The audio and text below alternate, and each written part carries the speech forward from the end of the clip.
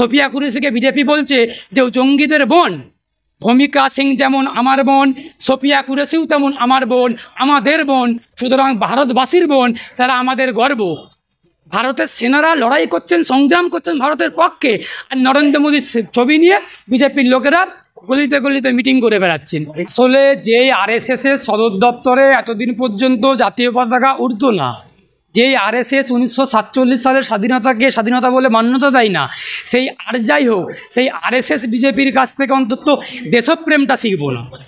সেই আরএসএস বিজেপির কাছ থেকে আর যাই হোক দেশপ্রেমটা শিখবো না।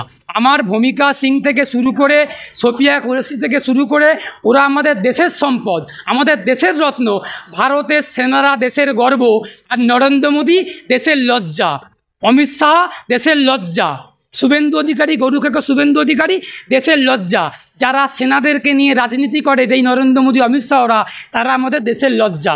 আমরা মনে করি, আমি মনে করি যে আমার দেশের রত্ন, আমার দেশের সম্পদ, আমার দেশের গর্ব সোফিয়া কুরেশি থেকে শুরু করে আর ভূমিকা সিং থেকে শুরু করে ভারতীয় সেনা, ভারতীয় আর্মি।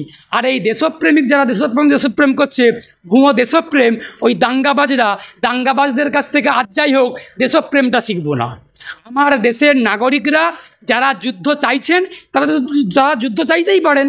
আমি যুদ্ধ নাও চাইতে পারি, কারোর যদি যুদ্ধ চাওয়ার অধিকার থাকে, কারোর যুদ্ধ না চাওয়ার অধিকার আছে। যুদ্ধের বিরুদ্ধে শান্তির পক্ষে কিছু এক শ্রেণীর মানুষ কলকাতার রাজপথে দাঁড়িয়ে আন্দোলন করছিলেন বা মিছিল করছিলেন।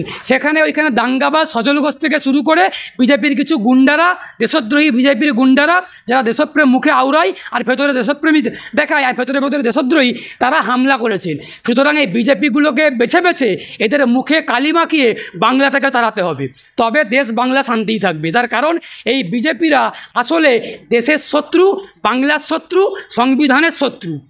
তার কারণটা কেন বলছি, এই বিজেপিরা, এই আরএসএসরা 1947 সালের স্বাধীনতাটাকে স্বাধীনতা বলেই মানে না।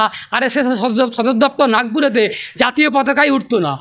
ওরা গান্ধীজিকে বলে দেশদ্রোহী, আর দালাল সাভারকারকে বলে দেশপ্রেম, শ্যামাপ্রসাদকে বলে দেশপ্রেমী। সুতরাং ওদের কাছ থেকে দেশপ্রেমটা শিখবো না।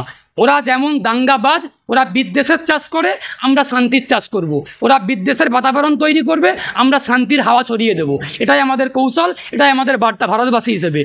ভারতের সংবিধানকে আরএসএস বিজেপি খণ্ডন করছেন, ধ্বংস করছেন।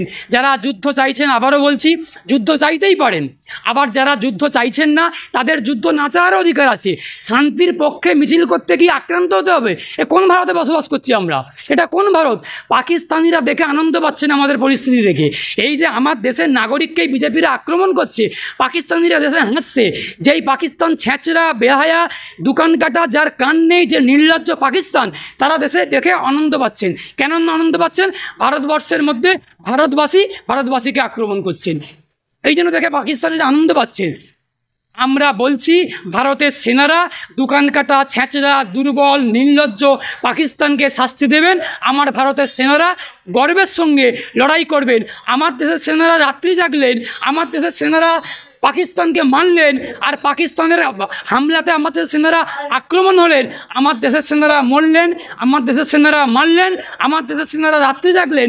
আর আমার দেশের সেনাকে বলা হচ্ছে, সোফিয়া কুরেশিকে বিজেপি বলছে যে জঙ্গিদের বোন। ভূমিকা সিং যেমন আমার বোন, সোফিয়া কুরেশিও তেমন আমার বোন, আমাদের বোন, সুতরাং ভারতবাসীর বোন, যারা আমাদের গর্ব।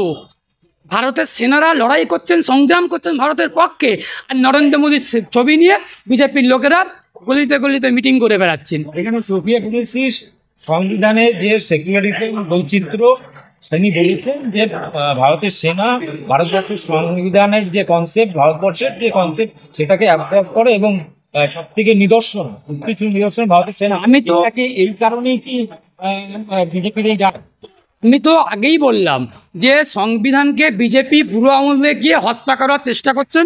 2014 সালের পর যেভাবে দেশে একটা বিদ্বেষের চাষ হচ্ছে, যেভাবে দেশের সেনারা মৃত্যুর মুখে পতিত হচ্ছে, মৃত্যুর মুখে ঢলে পড়ছে, যেভাবে পাকিস্তান একের পর এক হামলা করছে, পাকিস্তানের জঙ্গিরা, এই যে পহেলগামে হামলা হলো, এই হামলার বিরুদ্ধে যেমন ভারতের সেনারা লড়াই করেছেন, আমি সেনাকে কুর্নিশ জানাবো। সেনার পায়ে আমার 100 কোটি সালাম, সেনাদের পায়ে আমার 100 কোটি। সোফিয়া কুরেশিকে বিজেপি বলছে যে জঙ্গিদের বোন। ভূমিকা সিং যেমন আমার বোন, সোফিয়া কুরেশিও তেমন আমার বোন, আমাদের বোন, সুতরাং ভারতবাসীর বোন, তারা আমাদের গর্ব। ভারতের সেনারা লড়াই করছেন, সংগ্রাম করছেন ভারতের পক্ষে, আর নরেন্দ্র মোদীর ছবি নিয়ে বিজেপির লোকেরা গলিতে গলিতে মিটিং করে বেড়াচ্ছেন। আমি তো আগেই বললাম যে সংবিধানকে বিজেপি বুড়ো আঙুলে গিয়ে হত্যা করার চেষ্টা করছেন।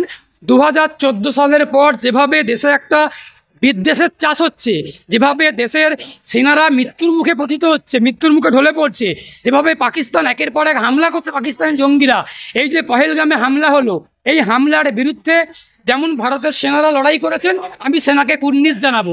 সেনার পায়ে আমার 100 কোটি সালাম, সেনাদের পায়ে আমার 100 কোটি প্রণাম। আমি মাথা নত করে ভারতের সেনাকে কুর্নিশ জানাই, সালাম করি ভারতবাসী হিসেবে। কিন্তু বিজেপি কি করছে? বিজেপি সেনাদেরকে নিয়ে রাজনীতি করার চেষ্টা করছেন, এই সেনাদেরকে বিভাজন করার চেষ্টা করছে। সোফিয়া কুরেশি আর ভূমিকা সিংয়ের মধ্যে বিভাজন করার চেষ্টা করছেন। যেই একসঙ্গে একই সঙ্গে দাঁড়িয়ে, একই যুদ্ধ বিমানে দাঁড়িয়ে যেই সোফিয়া কুরেশি আর ভূমিকা সিং লড়াই করলো, যুদ্ধ করলো, করে পাকিস্তানের জঙ্গি ঘাঁটি ভেঙে দুরমুস করে দিল, সেই সোফিয়া কুরেশির মুখে যখন আমরা ধর্মনিরপেক্ষতার বাণী শুনলাম, যেই ভূমিকা সিংয়ের মুখে আমরা ধর্মনিরপেক্ষতার বুলি শুনলাম, তখনই বিজেপির ল্যাংটা নেতারা, হাফ প্যান্ট পরা আরএসএসের নেতারা, তারা ভূমিকা সিং থেকে শুরু করে সোফিয়া কুরেশিকে হিন্দু মুসলমানে বিভাজন করার চেষ্টা করছে। এই বিজেপির কদর্য আক্রমণকে, বিজেপির কদর্য রাজনীতিকে, সেনাদেরকে নিয়ে যে রাজনীতি করা হচ্ছে, এই রাজনীতির বিরুদ্ধে আমরা ভারতবর্ষের শান্তিকামী, আমরা গণতন্ত্রপ্রেমী ভারতবাসী, সংবিধানপ্রেমী ভারতবাসীরা, আমরা এককাট্টা হয়ে ভারতের সেনার পাশে থাকবো, ভারতবাসীদের পাশে থাকবো, ভারতের পাশে থাকবো। আসলে একটা কথা খুব ভুলে যাওয়ার চেষ্টা হচ্ছে, সরকারের সমালোচনা করা মানেই বিজেপিরা সেটাকে দেশের বিরোধিতা করার একটা হাওয়া তোলার চেষ্টা করছেন। আমরা খুব স্পষ্ট করে বলছি, আমি আইনজীবী এসকে বাবুলাল, আমরা যারা আইন নিয়ে, সংবিধান নিয়ে আলোচনা করি, চর্চা করি, পড়াশুনো করেছি, ওকালতি করছি, আমি খুব স্পষ্ট করে তোমাদের চ্যানেলকে বলছি, সরকারের সমালোচনা করা মানে কিন্তু সরকারের বিরোধিতা করা মানে কিন্তু দেশ বিরোধিতা নয়। আমার সামনে রিপাবলিক ব্যাপারী দাঁড়িয়ে আছেন, ওনার পোশাকের স্বস্তিকা যেটা হয় হিন্দু, সেই পোশাকের ছবি রয়েছে। তার মানে কি উনি যখন সরকারের সমালোচনা করেন, বিজেপির সমালোচনা করেন, ওনাকে একদল মানুষ বলে হিন্দু বিরোধী, ওনাকে একদল মানুষ, রিপাবলিক ব্যাপারীকে একদল মানুষ বলেন হিন্দু বিরোধী। তাহলে উনি কি হিন্দু নন? আসলে সরকারের সমালোচনা যে করবে, কেন্দ্রীয় সরকারের সমালোচনা যে করবে, বিজেপির সমালোচনা যে করবে, তাকে হয় হিন্দু বিরোধী তকমা দেওয়া হবে, তা না হলে দেশ বিরোধী তকমা দেওয়া হবে, ভারত বিরোধী তকমা দেওয়া হবে। আমি অ্যাডভোকেট এসকে বাবুলাল খুব স্পষ্ট করে বলছি, সরকারের সমালোচনা করা মানে, বিজেপির সমালোচনা করা মানে, নরেন্দ্র মোদী, অমিত শাহের সমালোচনা করা মানে দেশের বিরোধিতা করা নয়। যদি সমালোচনা না করি, দেশ বরং ভঙ্গুর হয়ে যাবে।